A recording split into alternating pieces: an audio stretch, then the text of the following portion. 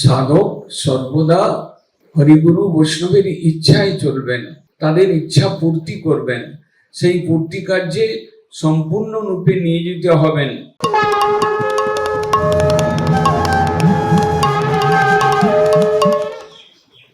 শরণাগতির চরম সীমা না পৌঁছানো পর্যন্ত আমরা ভজনে বিশেষ কিছু লাভ বা ভজনে সিদ্ধি লাভ, ভজনে উন্নতি লাভ করতে পারি না।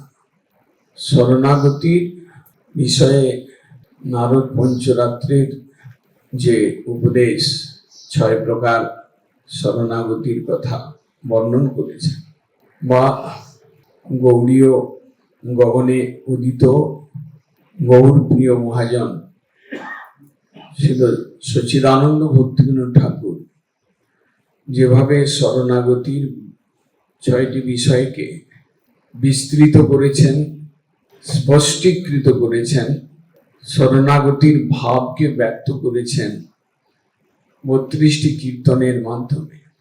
তারপরেও যদি শরণাগতির জ্ঞানের অভাব, শরণাগতির বোধের অভাব বা শরণাগতির ভাব সাধক জীবনে না আসে, সেটা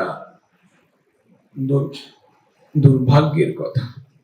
শরণাগতি একটা দিক সাধকের, যেটা শ্রীমদ্ ভগবদ গীতাতেও উল্লেখ রয়েছে।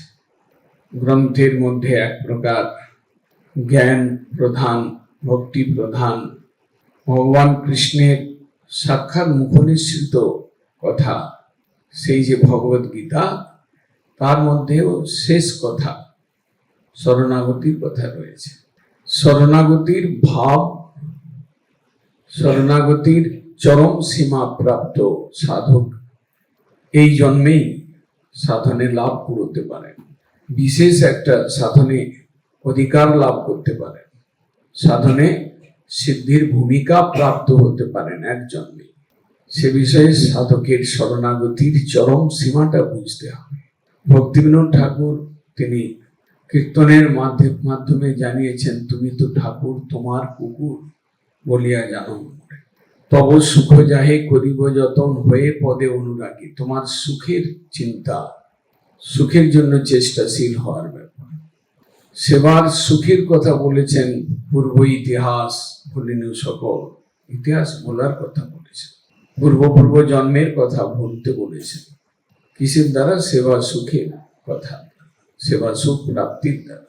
তিনি অন্তে শরণাগতির চরম কথা, ভকতি বিনোদ আনন্দে ডুবিয়া তোমার সেবার তরে, সব চেষ্টা করে তবু ইচ্ছা মতে থাকিয়া তোমার ঘরে। কতগুলো ইম্পর্টেন্ট কথা এই দুটো লাইনে বলছেন। এক তো আনন্দে ডুবে সেবার কথা বলেছেন, নিরানন্দ ভাবে অলসতা যুক্ত, ছাড়া ছাড়া ভাবযুক্ত বিষণ্ণ বদনের কথা বলেন নাই। সেবার আনন্দ উপভোগ করতে বলেছেন, আনন্দিত হয়ে সেবায় ডুবে থাকতে বলেছেন। আর বলেছেন সব চেষ্টা করে, কোনো চেষ্টা ত্রুটি করতে বলেন নাই শরণাগত সাধককে।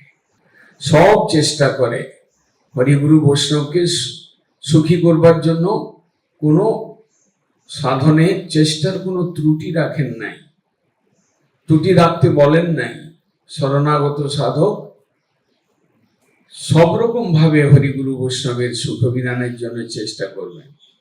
আবার তার মধ্যে হরিগুরু বৈষ্ণবের ইচ্ছা অনুযায়ী তার গৃহে থেকে শরণাগতির প্র্যাকটিস, শরণাগতির চরম সীমায় যাওয়ার কথা বলেছেন। তব ইচ্ছা মতে থাকিয়া তোমার ঘরে।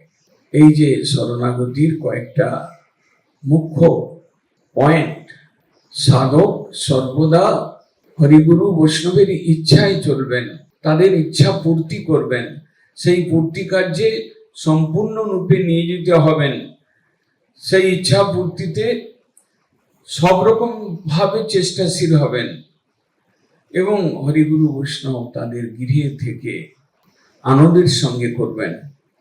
এই যে শরণাগতির চরম কথা, শরণাগতির চরম সীমার কথা, সাধক যদি ধ্যান না দিতে পারেন, সাধকের সাধনকালে এই উপলব্ধি যদি না আসে, শরণাগতির প্রয়োজন রয়েছে সাধনে, এটা একটা উপলব্ধি, কিন্তু তার থেকে অনেক বড় উপলব্ধি শরণাগতিটা কি জিনিস, তার ভাবটা আমার মধ্যে এসেছে কিনা এবং সেই ভাবের চরম সীমায় আমি পৌঁছেছে কিনা, সেইটাই নির্ভর করবে আমার সাধনের সিদ্ধি লাভ, আমার জীবনের সাধন উন্নতি, আমার জীবনের সর্বশ্রেষ্ঠ গতি, তার উপরে নির্ভর।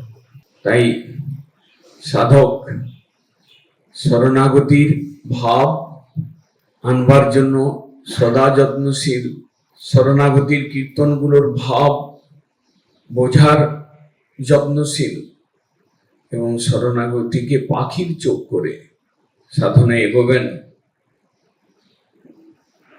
আর কোনো ভয় নেই, সিদ্ধি করতলগত হতে পারে।